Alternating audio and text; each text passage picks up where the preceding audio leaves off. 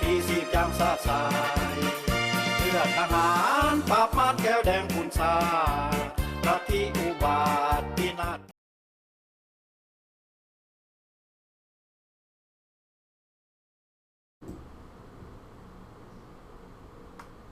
สบายดีพ่อแม่พี่น้องที่หักแพงและนับถือมวลชนคนดาวมวลสามชนชาติชนเผ่ากลับมาพบกับสถานีพี่ดาวโปรแมนในคำขึ้นวันนี้ข้าพเจ้าเองน้ำแทงผู้เก่ามาสีเป่าวอลเป็นความจริงเป็นพิธีกรพิพาทยังได้กาขอโทษขอไปเพราะในรายการเขาต้องว่ามันถึงของในรายการเขาต้องยองมันทั้งทีเพราะฉะนั้นขอให้ทานผู้ชมผู้ฟังหรือว่าที่ปรึกษาหรือว่าหัวหน้าเขตต่างๆจงมีความหักต่อกันและกันบ่คิดว่าผู้นั้นทำบ่ดีบ่คิดว่าผู้นี้ทำบ่ดีทุกทานที่ออกมาในโซเชียลมีเดียต้องการความดีงามหมดแต่การออกไปแล้วมันบกพร่องนะครับเฮาบ่ว่ากันหรือว่าพาดพิงถึงผู้นั้นผู้นี้แต่เฮาพาดพิงไปแต่เฮาบ่ได้ออกสื่อเด้อทานอันนี้ขอให้เข้าใจในรายการนี้เพราะในรายการนี้มันเป็นของละเอียดอ่อนมันเป็นของที่ว่าสู้เอาเพื่อศาสตร์สู้เอาเพื่อแผ่นดินที่แท้จริงบ่แม่นเฮาออกมาเรียกร้องต้องการแนวนั้นแนวนี้สิ่งต้องการคือประชาชนภายนอกภายในหันหน้าเข้ามาใส่กันนี่แม่นเฮาต้องการที่สุดอันนี้เพราะฉะนั้นให้พ่อแม่ลูกหลานป้าลุงทุกคนหน้าที่อยู่ในระบบคอมมิวนิสต์เขาทำได้อยู่ในปัจจุบันนี้จงคิดว่าอันนี้คือลูกในบ้านหวานในสวนผู้ที่ออกมาตั้งหน้าตั้งตาพ่อแม่อ้ายน้องทั้งโซเชียลมีเดียและถ้าว่าถึกใจถึกมันมีถึงโอกาสแล้วก็อย่าลืมพี่น้องกดไลค์กดแชร์หรือว่าส่งข่าวต่อๆกันไปเพื่อเฮาจะได้มีการเพิ่มเติมท่วมพลังให้มันใหญ่ให้มันเติบโตอันนี้ถึงไหนก็ขอฝากนำทุกทานและบรรดาทานเจ้านายข้าราชการผู้อาวุโสต่างๆหรือว่าอยู่นอกอยู่ในข้าราชการตำรวจทหารนายครูนายหมอเส้นเดียวกันพวกท่านในส้มในฟังข้าพเจ้า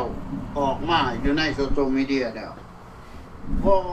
พวกท่านบ่ต้องคิดว่าข้าพเจ้าพร้อมโดยทีมงานจะมาทำลายชาติทำลายแผ่นดินพวกท่านบ่ต้องคิดพี่ดาวกอเวอร์แมนต์เพิ่นจะมาสั่งสาพัฒนาเพิ่นจะมาให้ความอบอุ่นแก่พ่อแม่พี่น้องประชาชนเฮาอย่างเต็มพอยบ่ว่าผู้น้อยผู้ใหญ่จะมีความอยู่ดีไม่แห้งอยู่สนุกสุขสบายบ้านเฮาใต้เหนือเฮาใต้พี่น้องทุกท่านก็คงเข้าใจว่าภาคใดแน่เดี๋ยวนี้การต่อสู้มันเป็นดังตั้งแต่ภาค3หาภาค4และภาคอื่นๆเด้ภาค5เด้หรือว่าภาคอื่นเด้เป็นหยังเขาบ่ออกมาต่อต้านต่อว่าคือกันกับภาค4หรือว่าภาค3และแผ่นดินลาวทุกภาคมันเป็นของคนลาวพี่น้องและเจ้านายทุกท่านที่ได้อยู่ในประเทศลาวเป็นข้าราชการทหารก็พากันสู้เพื่อประเทศลาวแล้วเดี๋ยวนี้ปัจจุบันนี้เฮาบ่เห็นผู้รักผู้ใหญ่ผู้อาวุโสที่จริงจังจริงใจออกมาเป็นผู้นำของพวกเฮาให้มันฮู้เท่าถึงการให้มันไปถึงบ้านถึงเรือนของพวกเฮาแต่เดี๋ยวนี้ครับพี่น้องยังขาดผู้น ผู้นำที่สูงผู้นำที่ใหญ่ผู้นำที่เคยเป็นเจ้าฟ้าเจ้าแผ่นดินอยู่ในประเทศของเฮามาก่อนแต่ลูกหลานเฮาวิ่งว่อนทุกมื้อทุกวันข้าพเจ้าคิดว่าอยู่ในฟรีดอมคอมเมนต์นี่สองภาคใหญ่ๆนี่ข้าพเจ้าคิดว่าณจำปาสักเพิ่นจะบ่ถิ่มพวกเฮาเพิ่นจะดูแลอยู่เพิ่นจะเบิ่งแย่งอยู่ต่อไปถ้าว่าเป็นไปได้พี่น้องถึงแม่นได้เชื้อชาติราชวงศ์ทั้งจำปาสักเฮาก็บ่ว่ากันเพราะเพิ่นก็เคยเป็นเจ้าใหญ่นายโตเป็นอดีตที่ว่าผ่านมาเพิ่นเป็นเจ้าฟ้าเจ้าแผ่นดินคือกันเช่นเดียวกันเพราะฉะนั้นลาวเฮาบ่ต้องมาสงสัยว่าทหารกล้าเฮ็ดเพื่อใช้อำนาจคือพวกการแท็กมาหาพระเจ้าบ่แม่นพี่น้องพวกการคิดผิดหมดเฮาบ่ได้ใช้อำนาจจะไปบีบเต่งคมเหงพี่น้องประชาชนทั้งนั้นทั้งนี้โนเฮาเฮ็ดนี่เพื่ออยากให้อำนาจของคนดาวทุกบ่อนทุกงอมหญ้านั่นมีสิทธิ์เท่าเทียมกันมีสิทธิ์ปากสิทธิ์เว้ามีสิทธิ์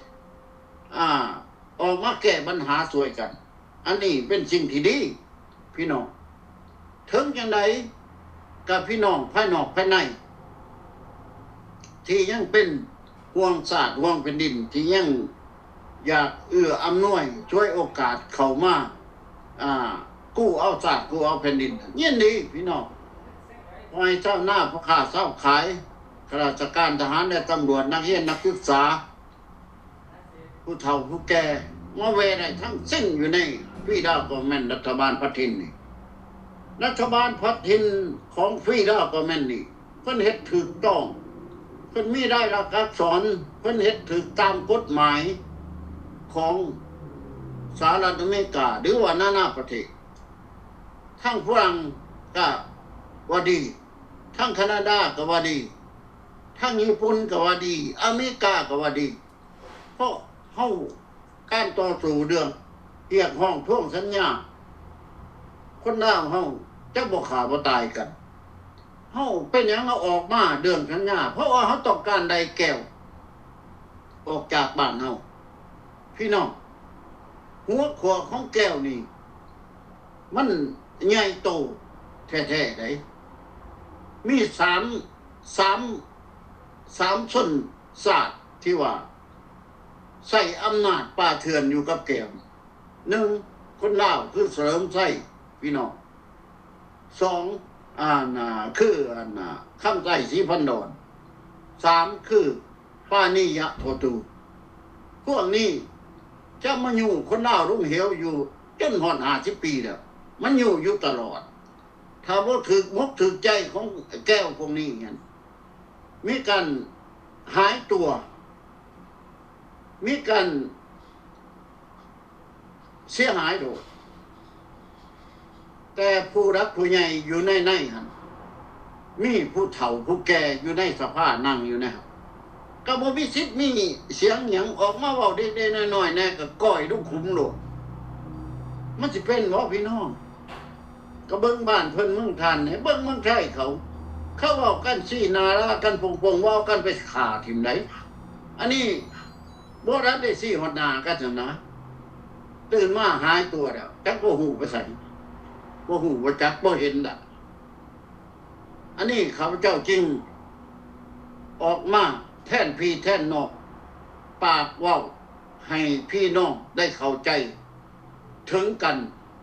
ให้เขาถึงซึ่งกันและกันเพื่อ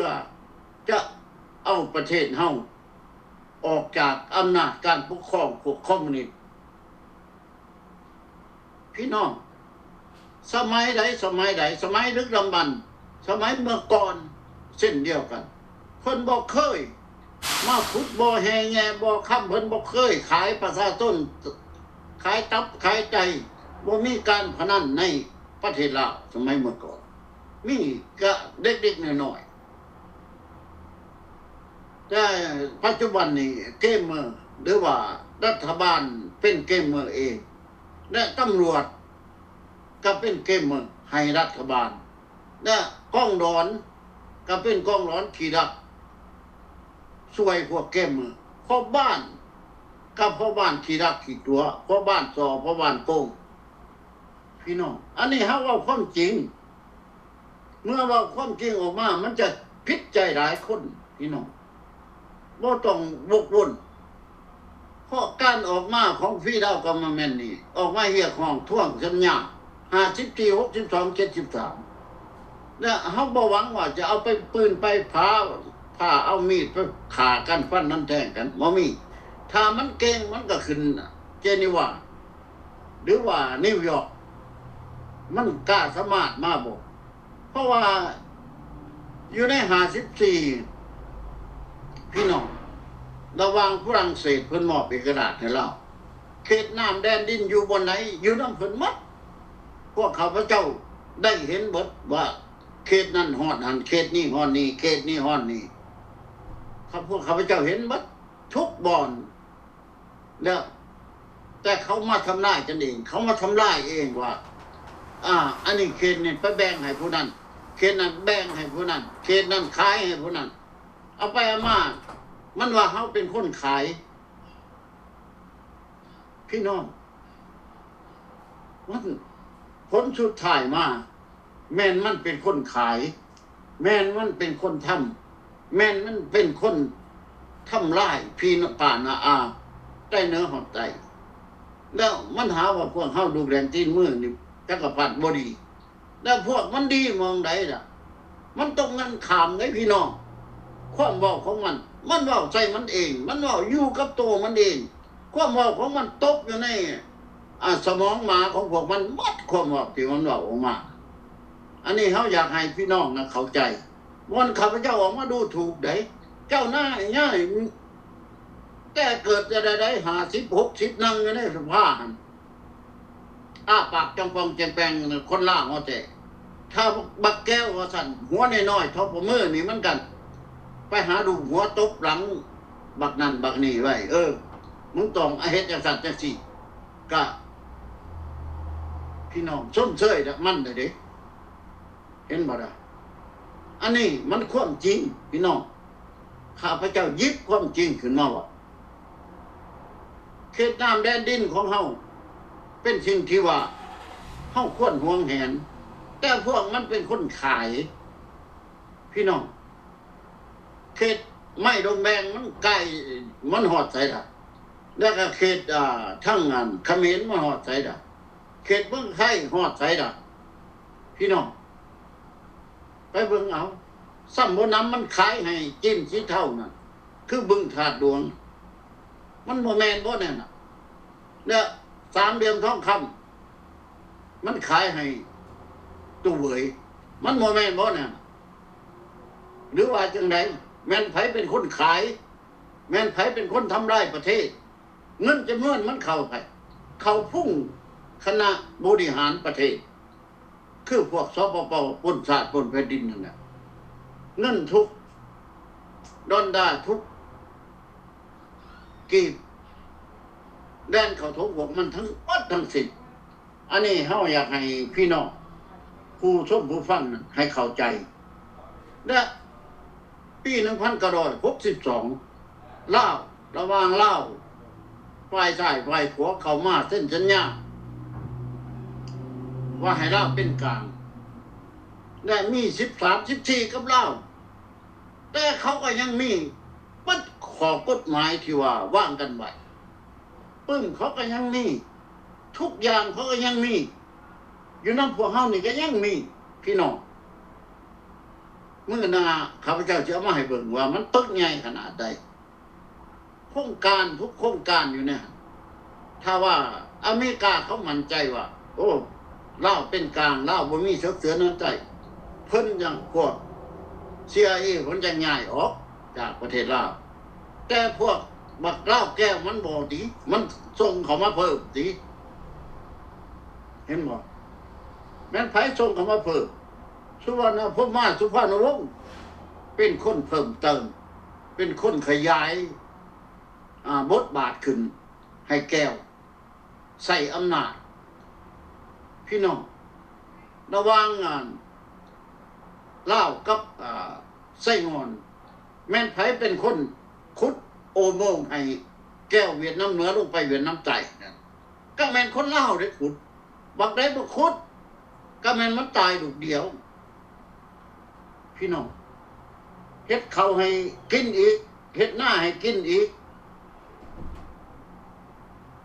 อเมริกาเขาไปป้องกันบ่ให้เจ้าดำเมิดเข้ามาในประเทศลาวได้ก่อนสิถึงระเบิดใส่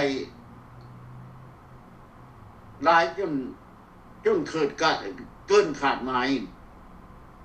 เขาป้องกันประเทศลาวเขาไม่อยากให้แก้วเขามาดูลาปาเปียลาวคนสุดท้ายก็แม่นไผได้เป็นผู้เอาเข้ามาสุวรรณภูมิสุภาพนวงศ์เอาเข้ามาสองไอ้น้องแล้วจะไปตีไผได้เพราะเฮ็ดหยังขึ้นมาก็แม่นสองไอ้น้องเป็นผู้ดำเนินรายการเป็นผู้ออกกำหนดกฎหมายในประเทศแต่นายพลนายพันที่ว่าที่ว่าเขาเฮ็ดแบบนั้นเขาทำได้แบบนั้นมันบ่ถูกต้องแล้วและเจ้านายก็บ่ออกมาต่อว่าต่อขานเจ้านายก็บ่ดึงประเด็นที่ว่าได้เซ็นสัญญากันไว้แล้วปี1973อันนี้พี่น้องระหว่างลาวร่วมลาวจะสร้างสาพัฒนาร่วมกันพวกหมามันก็มาว่างโครงการ18ขอขึ้นและโครงการ18ขอมันเอาไปชิมไว้ซะดะมันยามกินเบิดบ่หรือมันมีข้าวกินบ่หรือมันกินสัญญานั่นบ่นี่ล่ะพี่น้องทุกข้อกำหนดกฎหมายที่ในเกียร์ในสอนมีแต่สิ่งดีๆมีแต่พวกย่ามหมหาเบิดมันตั้งขึ้นมาแนวนั้นแนวนี้ซื้ออันนั้นอันนี้แม่นมหาทั้งหมดได้เฮ็ดแล้วเป็นจังไดล่ะแก้ไขได้บ่ข้าพเจ้ามันแก้ไขบ่ได้เพราะเขาเป็นคนแต่งขึ้นมาเขาเป็นคนดึกถิ่นแล้วฝ่ายขวาเฮานี่เป็นคนดีบ่ทำลายทุกอย่างมีแต่อย่างในโครงการและเมื่อเป็นอย่างนั้นเขาก็เอา21องค์การมาบักบั่นเฮาโดดเอานักเรียนนักศึกษาเด็กน้อยก่อยออกมานั่งตามถนนหนทางประท้วงอย่างใหญ่ได้จักรพรรดิอเมริกาอย่างนักหนาสาหัสพี่น้องบัดนี้นายพลนายพันมันก็จับลูกตัวเองฆ่าตัวเองพอตัวเองนักเรียนนักศึกษาไม่ได้ลูกเจ้านายเบิดที่ได้เรียนสูงน่ะมีแต่จูงพอลงเหวมัดนักเรียนพวกนี้เห็นบ่ล่ะก็ย้อนเสื้อฟังความของคอมมิวนิสต์คิดชั่วต่อประเทศตัวเองแต่ปัจจุบันนี้พัดหอบเตลิดเติบเติ้งมาแคนาดามาอเมริกามาไปทั่วทีบเด้เจ้าเฮ็ดการก็บ่อยู่อีกพวกหัวหน้าใหญ่ๆหอบคือกันอีกเห็นบ่เพราะบ่หอบมันก็คนไปฆ่ามันบ่ไว้หน้าเดียวฆ่าคนเชิกแล้วฆ่าคนหันมันก็เอาเจ้าแล้วมันก็ทำได้บัดนี้สุพรรณวงศ์ได้เป็นนายกโน่ได้ถือยาสั่งทันทีเป็นนายกอันไหนยกขึ้นเตียงแน่นอนว่าเขาแต่ละมือเขายกขึ้นเตียงนุกลงเตียงก็บ่นานเกินเนาะก็บอกใครสอนผู้บริหารผู้บอกขึ้นมาดูเท่าเดียวนี้แม่นเดี๋ยวนี้กระดูกมันมีอำนาจไกรสอนคำไตรศรีพันดรบอกทั้งแมวกับป้านี่ยะโทตู้บอกนั่นเห็นบ่ได้เพราะว่าขึ้นมานี่บ่มีพี่น้องเรียบมึงโดดดะกะฟังไปโดดว่ามันเป็นอย่างไรถูกบอกข้าพเจ้าเว้า ในค่ำคืนมื้อนี้ข้าพเจ้าคิดว่าบ่มีผิดประเทศลาวมันเคยมีหนี้บ่ตะกี้มีหนี้ประเทศใดข้าพเจ้าอยากถามมึงพวกสปปลาวมีหนี้แบบใดประเทศลาวแต่ก่อนปัจจุบันนี้ขายบ่อแห่แง่บ่ค่ำก็ยังใส่หนี้เขาบ่หมดให้เขาสั่งรถไฟความไว้สูงกล้าเสือกไปทิ้งหนี้เขาอีกบ่แม่นรัฐบาลบ้ารัฐบาลหมาสิว่าจังได๋คันคนเขาบ่เฮ็ดจังซั่นนะเห็นบ่เมืองไทยก็เบิ่งเอาบ้านไกลเฮือนเคียงเคยจังเขาบ่ได้ไปแบบนั้นไหนอันนี้อยากให้พี่น้องนั่นข้าพเจ้าได้เดาขึ้นมาในมื้อนี้ครับขอให้หยิบประเด็นตัวนี้ไปนอนคิดนอนฝันมันก็คักแน่พี่น้องที่ยังหลงไหลไปฝันหอบเงินหอบคำไปสู่มันลงไปหามันจากอเมริกาจากแคนาดาจากฝรั่งเยอรมันหรือจากสเปนอาร์เจนตินาบ่หอบเงินไปหามันน่ะพี่น้องเดี๋ยวนี้ถ้าว่าเมืองนอกบ่หอบเงินไปหั่นประเทศลาวแต่คาน่ะรัฐบาลอเมริกาตัดทุกอย่างนี่แน่นอนเราไปกินหัวปลาตีนคือกันกับเกาหลีนั่นนะเกาหลีเหนือนะครับเป็นยังไงความทุกข์ของมันเห็นบ่ล่ะประเทศลาวก็บ่ผิดแปลกกันเลยกินหดคนบ่ว่าแต่หมาเห็นบ่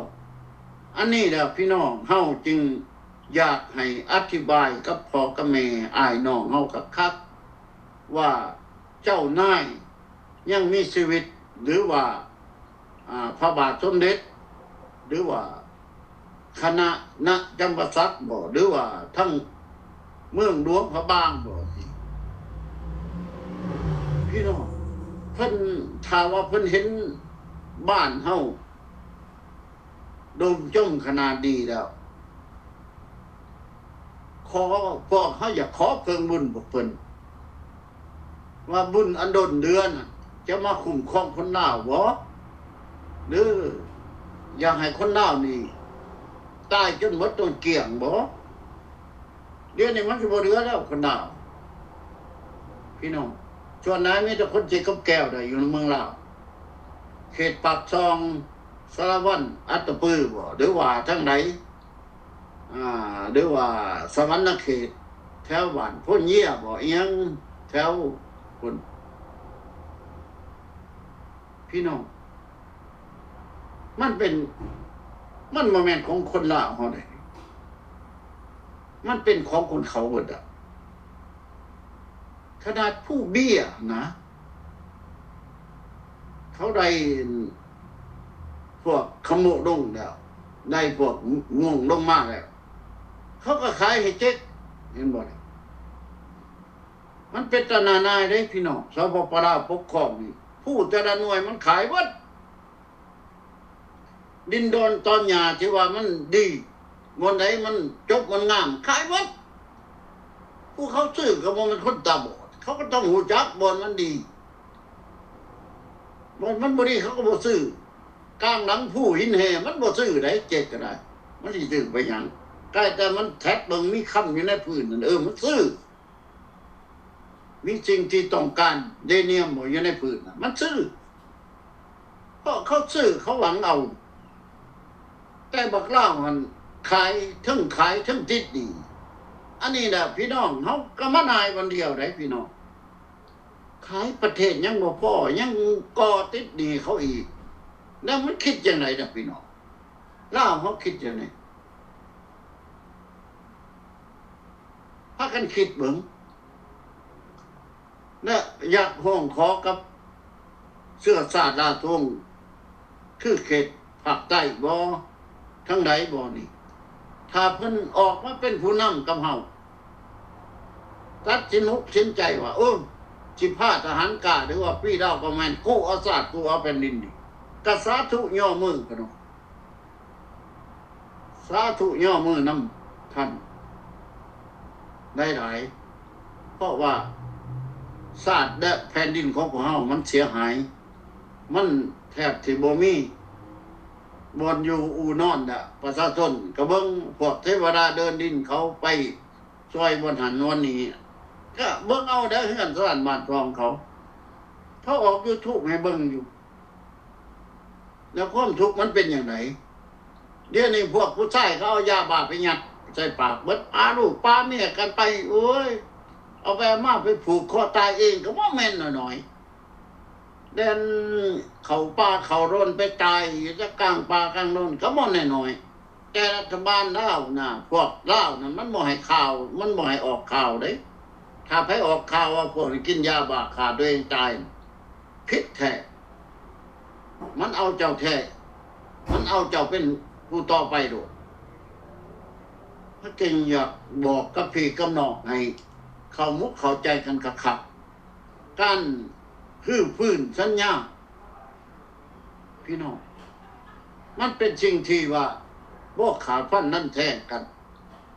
ทั้งสองกรรมสองฝ่ายใครชนะก็ชนะใครแพ้ก็แพ้เมื่อเฮาชนะเฮาจะไปปราบเขาฆ่าเขาคือพวกเขาฆ่าเฮาโนก็จะไปฆ่าเขาอีกนะคนลาวถ้ามันเป็นคนลาวเฮาสิขายกลายเป็นคนแก้วส่งคืนเฮาก็บ่ขายอีกส่งเขาคืนคนเจ็บส่งเขาคืนเฮาก็บ่ขายเพราะเฮามีความยุติธรรมในตัวเฮามีมันสมองอยู่ในห่างกายเฮาสะลงไปใส่หัวมกหัวใจของเฮาว่าทำได้กันนี่มันบ่ดีบ่คือเขาเด้เห็นเบิ่งดิพวกเกมเมอร์กับทหารไทย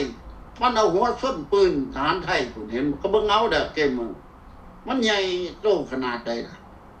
ไทยเขามีกฎหมายมันก็ยังบ่หยาด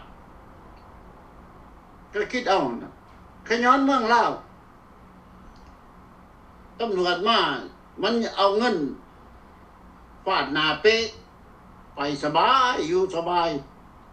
อยากอยู่จังไหนกินจังไหนแต่คนลาวเขาจะไปเว้ากับเขาเว้ากับเขาบ่ได้เด้อมันค้อนเขาตอกหัวอยู่เด้เพราะเขาเสียเงินแล้วเขาก็ต้องมีอำนาจพี่น้องคือกันเขาซื้อรถเขาซื้อมาเป็นของเขาแล้วไม่ทะเบียนถูกต้องหมดแล้วเขาก็มีอำนาจใครมาต้องเขาก็ฟาดหัวเจ้ารถอันนี้คือกันเกมเมืองเขามีสิทธิ์แต่บึ้งถาดดวงฮอดบางเวียเบิ่งเมืองอาโดดบ้านเกมเมอร์มันเป็นจังไดแล้วก็อยู่ในวังเวียงเป็นจังไดได้อยู่สามเหลี่ยมมรกตทองคำนั่นเป็นจังไดก็คิดเอาเด้อเกมเมอร์พี่น้อง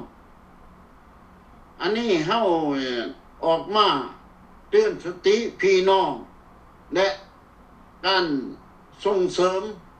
พวกบอดี้บ่งามนี่ข้าพเจ้าคิดว่าพวกท่านพ่อหยุดได้แล้วพี่น้องเพราะพวกเจ้าเฮ็ดไปก็บ่มีความหมายหยังมันก็บ่ได้ย่องได้สองเจ้า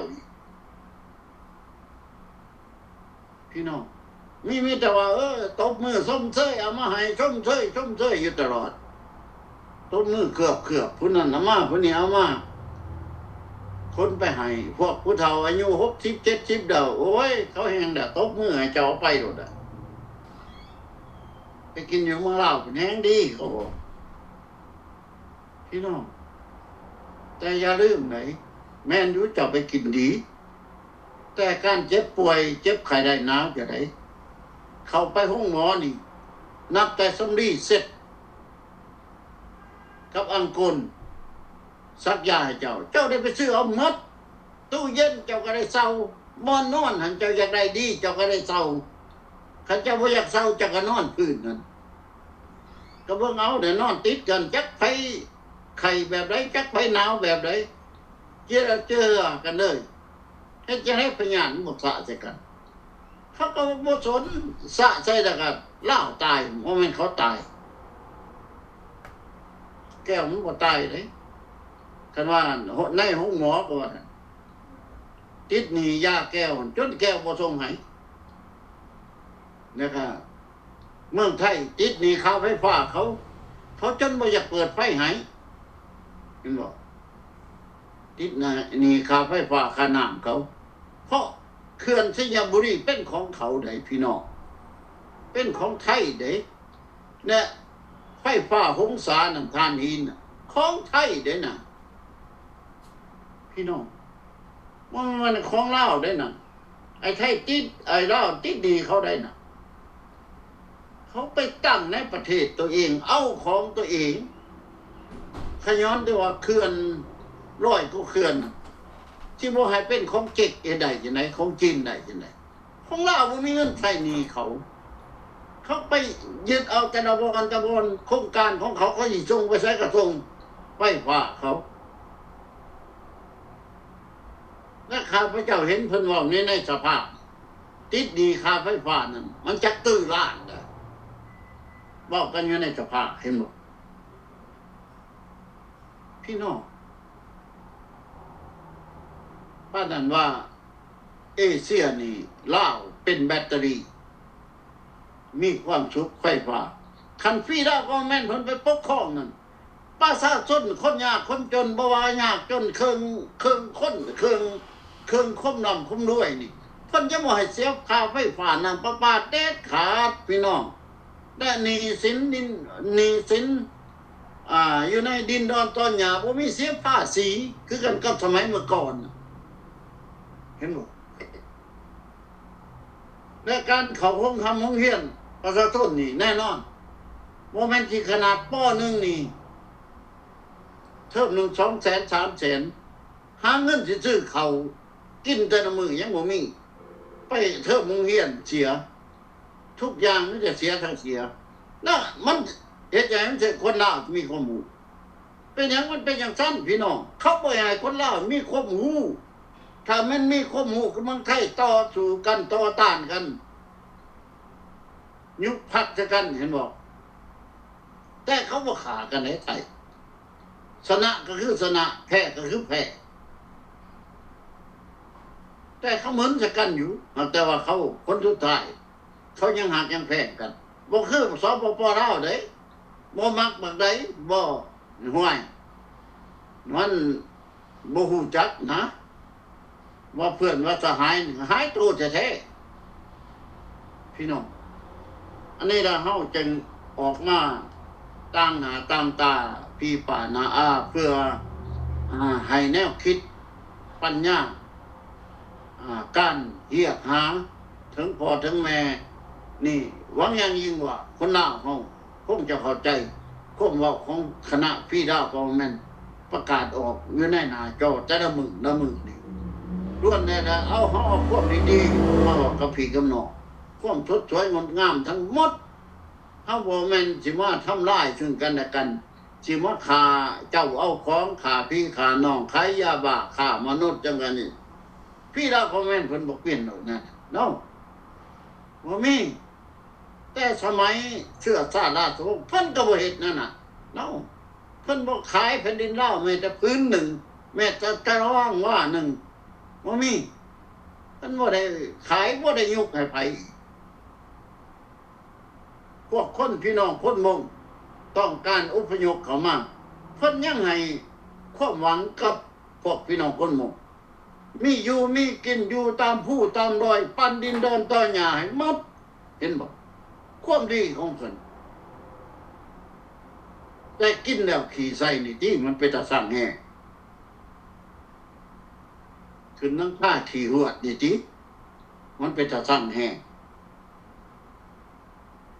อันนี้เฮาจึงเอาความจริงมาเว้าพี่น้อง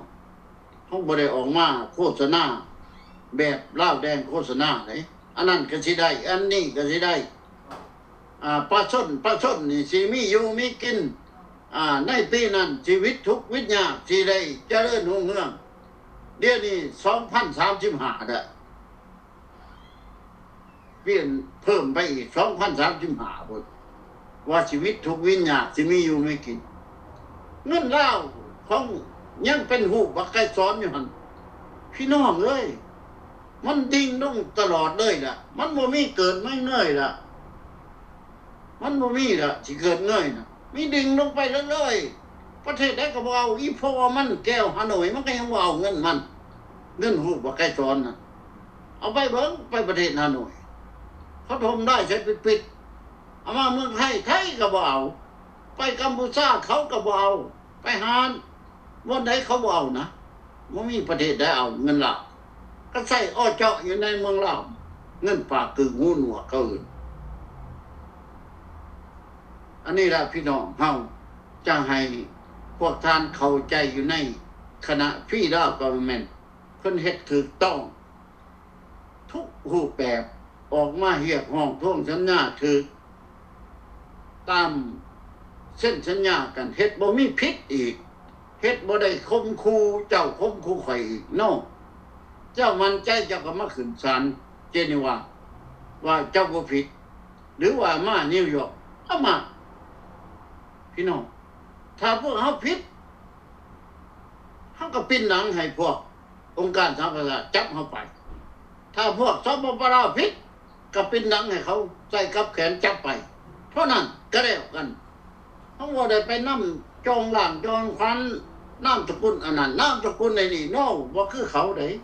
คือเขานี่ห้วยนามสกุลที่ว่าเด่นดังแน่หน่อยนึงมันนำใส่วันสีดำนำเจ้าขาหดโคก็ง่ายๆอันนี้ล่ะจังเพราะฉะนั้นพี่น้องคนลาวเฮาผู้ที่ซอย